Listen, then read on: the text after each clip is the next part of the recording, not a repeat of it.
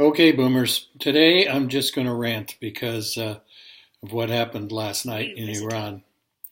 I just wanted you to know that I remember back in around in the 90s, sometime 90, whatever it was that we were um, in the Iraq War or about to get into the Iraq War, the first one.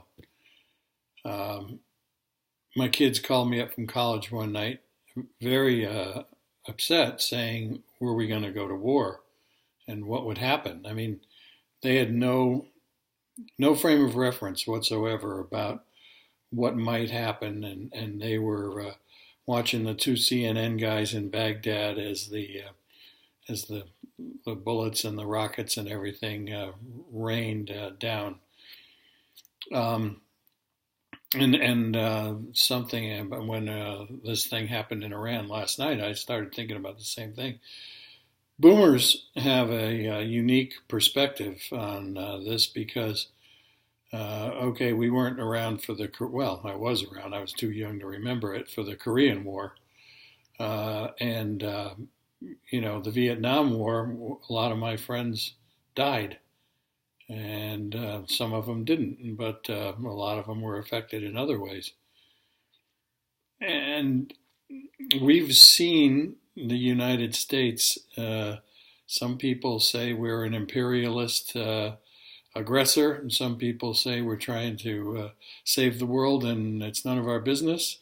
And some people say to preserve what we have in this world, we have to do what we're doing. Frankly, I'm not sure where I fall on all of that, but I can tell you one thing, and that is that all these people, all these troops go into the Middle East now, and what may or may not happen in Iran, we we don't understand most of it, and it's.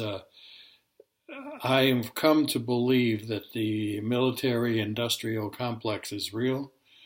That the generals in the Pentagon have a self-serving interest to have wars. I remember when the Vietnam War was over, I actually wondered at one point, well, how are we going to stay ready if we need to go fight again when we don't have anybody actually testing out all these new things that we're doing in weapons development and strategies and the war college, all that kind of stuff.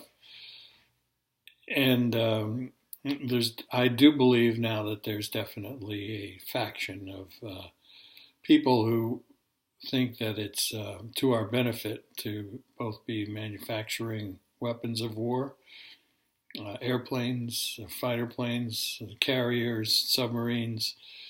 I mean, the amount that the defense of the United States and, frankly, a lot of other countries in the world, the amount we spend is a great big piece. What, $700 billion to the military this year,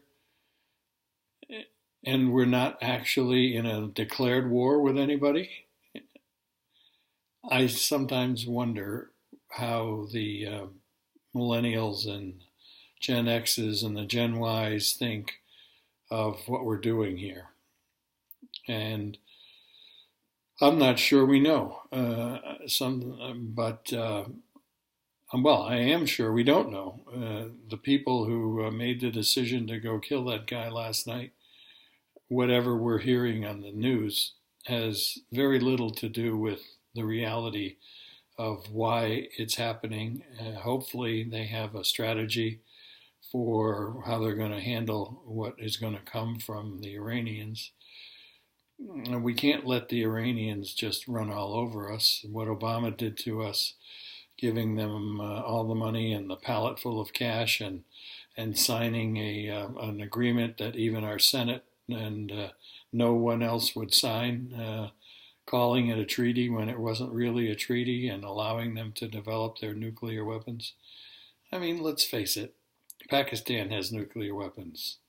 North Korea has nuclear weapons. They're never going to give them up. The best we can do is hopefully make them not want to use them. I mean, it's crazy. Anybody sets off a nuclear device today, if Korea was to launch an ICBM, the world would end. I mean, it's not going to. They destroyed San Francisco with a bomb, and that's all there is to it. So anyway, my thoughts. Anybody want to comment? Send me an email if you'd like.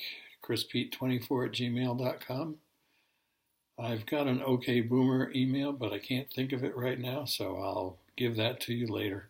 Take care, everybody.